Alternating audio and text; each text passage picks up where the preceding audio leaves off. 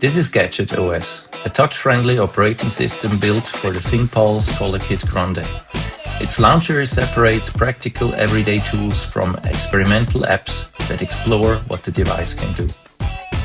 The weather app presents current conditions, an hourly outlook, and a 4-day forecast, all designed for the compact touchscreen.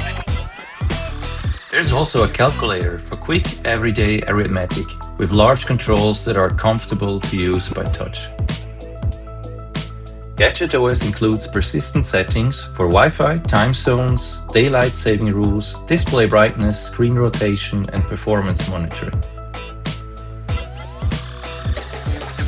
The system information screen provides live diagnostics, while the built-in updater supports both stable and pre-release software channels.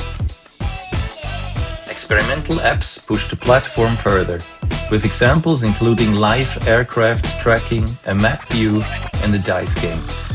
Everything shown here is running in the SDL2 desktop simulator, using the same LVGL interface as the physical device.